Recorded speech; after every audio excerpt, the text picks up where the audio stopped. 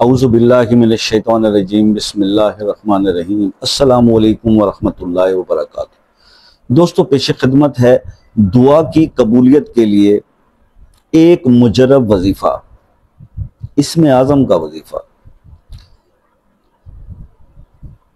अक्सर अक्सर ये चीज़ें व्हाट्सएप पे जब राब्ते होते हैं, डिस्कस होती हैं, आप लोग कहते हैं ये दुआ कबूल नहीं होती। सर, हम बड़ी इबादत करते हैं, बड़ी नमाजें पढ़ते हैं और उसके बावजूद हमारी दुआएं कबूल नहीं होती। अच्छा, बात यह है कि हमने दुआ की कबूलियत को ना इस तरह से यानी समझ रखा है कि इधर हमने मांगा और अगर वो कबूल होगी तो दैट मीन्स हमारी दुआ कबूल हो रही है, और उसके अलावा जो दूसरी चीजें हैं उसको हम नहीं बोल सकते। मतलब ये कि हालांकि रसूलुल्लाह सल्लल्लाहु अलैहि वसल्लम का फरमान यही है कि अल्लाह ताला अगर तीन होती हैं दरजे दुआ की कबूलियत के। एक तो ये होता है कि दुआ आपकी फौरन कबूल हो जाए, दूसरा ये होता है कि उस दुआ के बदले अल्लाह पाक ने आपसे कोई और परेशानी हटा दी, कोई आपका मसला था जिससे आपको निकाल लिया।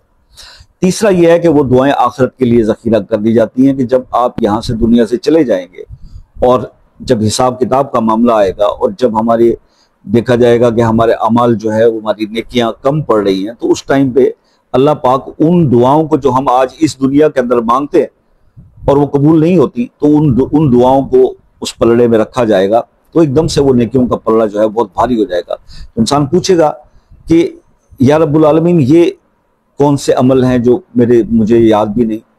तो बताया जाएगा ये वो तुम्हारी वो दुआएं थी जो तुमने मांगी थी और उस वक्त मैंने कबूल नहीं की थी। वो बहुत ज्यादा वजन होगा उनका, बहुत ज्यादा वजन होगा।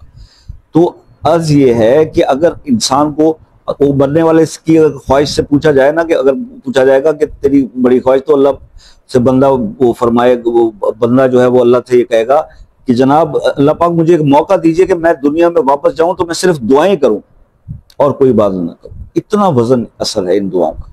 लेकिन हमारा प्रॉब्लम बताया गया, मैंने अक्सर लोगों को, बहन भाइयों को देखा है, अक्सर बहन भाइयों को क्या करते हैं, नमाज पढ़ी, मस्जिद में आते नमाज पढ़ते हैं। अभी मौलवी साहब जुमे का दिन ही मान सैयदुल अय्याम जुमे की नमाज में अभी वो दुआ के लिए हाथ ही खड़े होते हैं, इज्तिमाई दुआ के लिए। वो दुआ से पहले ही उठ के निकलना शुरू कर देते हैं। यानी ये तो वही मिसाल हो गई कि एक इंसान, एक मजदूर मजदूरी करे और अपनी उजरत लिए बगैर चला जाए। जो दुआ, जो इबादत का मगज है, जो असल इबादत है दुआ, उससे वो इंसान भागता है।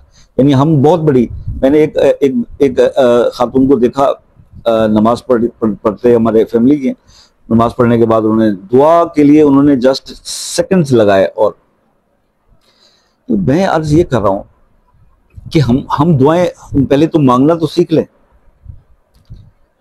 मांगना तो सीख लें। हम लोगों को तो मांगने नहीं आता, हमसे तो मांगने में वो भिखारी बहुत ज्यादा अच्छा है जो आपका दरवाजा बजा बजा के तोड़ देता है और आखिर आप उसको कुछ ना कुछ दे के भेजते हैं।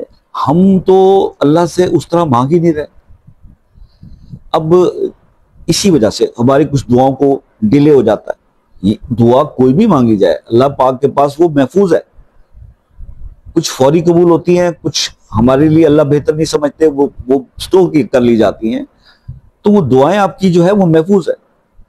और हम दुआ मांगते हैं वो जी कबूल नहीं, बस शिकवा आ जाता ज़बान पे हमारी, जो दुआएं कबूल नहीं होती। ठीक है, तो अब ये चीज। और दूसरी बात, अब मैं जो आपको अमल बताने लगा हूं, ये अमल रसूलुल्लाह सल्लल्लाहु अलैहि वसल्लम ने खुद तालीम फरमाया कि अगर आपकी दुआ चाहते हो कि कबूल हो जाए तो ये पढ़कर दुआ मांगा करो। तो वही अमल जो है वो मैं आपको करने के लिए बता रहा हूं कि आप अगर ये समझ रहे हैं कि आपकी दुआएं कबूल नहीं हो रही, तो मेरे भाई सबसे पहली बात, नमाज की आदत डालो। नमाज अगर आपकी कंप्लीट नहीं है भाई, तो ये एक बात याद रखना, मरने के बाद कयामत के दिन, ये रसूलुल्लाह सल्लल्लाहु अलैहि वसल्लम का फरमान है कि कयामत के दिन मरने के बाद जो सबसे पहला सवाल इंसान से पूछा जाएगा वो उसकी नमाज के बारे में। और अगर वो उसमें कामयाब हो गया तो फिर आगे उसके लिए निजात ही है, फिर वो बाकी चीजों से भी निकल जाएगा। लेकिन अगर यहीं स्टक हो गया ना तो मामला खराब हो जाएंगे। हम लोगों को इस चीज का एहसास ही नहीं है।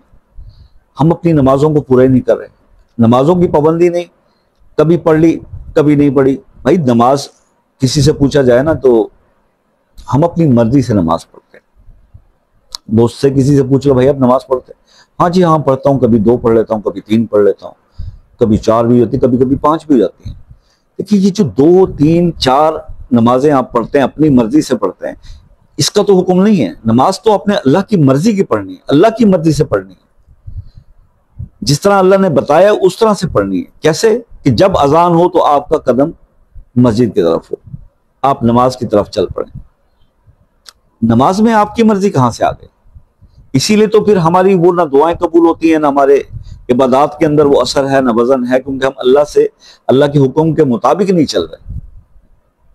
तो नमाज अल्लाह की मर्जी की पढ़िए, उसके बाद अपने गुनाहों से तौबा कीजिए। हकूकुल्लाह पूरे करने के बाद भी मामला यही नहीं खत्म हुए, फिर हकूकुल इबाद की बात आती। आपने कहीं रिश्ते ताल्लुक तोड़ रखे हैं, बहन भाइयों से कतई ताल्लुक कर रखा है, इबादत कबूलियत की तरफ नहीं जाती। माँ बाप आपसे नाखुश हैं, मामलात इबादत कबूलियत की तरफ नहीं जाती। तो आपने किसी का दिल दुखाया हुआ, किसी का माल खाया हुआ, किसी के साथ ज्यादती की हुई, तो उन चीजों को भी आपने देखना है।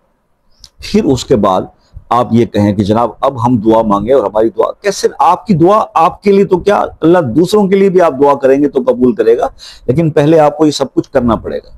उम्मीद लंबी हो गई, मुझे पता है एतराजात आएंगे, लेकिन मजबूरी है, एक्सप्लेन करना बहुत जरूरी है। अब आ जाते हैं उस अमल की तरफ। देखिए, जब आपने 5 वक्त नमाज आपकी कायम हो गई, उसके साथ साथ आप कोई अब ऐसी दुआ है, कोई ऐसा काम है, ऐसा मसला है जो आप चाहते हैं कि जरूर कबूल हो जाए दुआ और मेरा मसला हल हो जाए, तो आपने करना क्या है, तहज्जुद की नमाज शुरू करनी।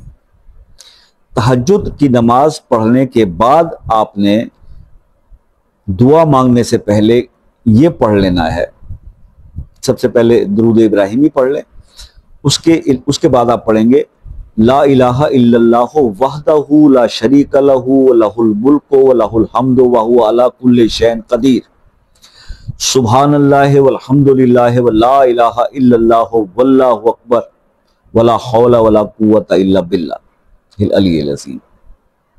उसके बाद आप कहेंगे अल्लाहुम्मा रहमनी अल्लाहुम्मा रज़ुक़नी अल्लाहुम्मा अग़फ़िरली, यानी आप ये दुआएं मांगेंगे और उसके बाद अल्लाह पाक से आप अपने मसले के लिए दुआ करेंगे। आप यकीन करो कि अल्लाह ताला आपकी दुआ फौरन कबूल करेंगे। रसूलुल्लाह का फरमान है कि इन अल्फाज के साथ जब कोई मुसलमान दुआ मांगता है तो अल्लाह जरूर कबूल करता है। तो हमारे सच्चे नबी की कही हुई सच्ची बात है। आप सिर्फ पूरे यकीन के साथ इस पर अमल कीजिए, आपकी दुआएं जरूर कबूल। उसके बाद आप 3 बार दुरूद इब्राहिमी पढ़िए और अपने रूटीन के काम कीजिए।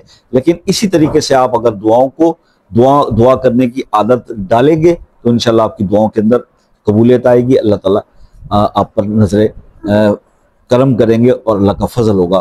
तो ये थी आज का अमल जो मैंने आपके साथ डिस्कस करना था। बात जरा लंबी हो गई, मजबूरी है, बर्दाश्त कर लिया कीजिए। अच्छा, जब उसके बाद हम आते हैं दूसरी इस बात की तरफ कि अगर फिर भी आप किसी मसले में फंसे हुए हैं और मसला हल नहीं हो पा रहा, बहुत दुआएं भी कर लें, तो फिर दूसरी जो बात है ना वो भी हदीस की बात है कि रसूलुल्लाह सल्लल्लाहु अलैहि वसल्लम ने फरमाया कि जब कोई मुसलमान दूसरे मुसलमान बहन भाई के लिए बेलौस दुआ करता है तो अल्लाह ताला उस दुआ को रद्द नहीं करते, मुस्तजाब दुआ होती। तभी तो मैं आपसे कहता हूं कि अगर आपका कोई मसला ऐसा स्टक हो गया, आप वो मसला अपने नाम के साथ कमेंट में मुझे बताइए, आपके लिए मैं दुआ करूं।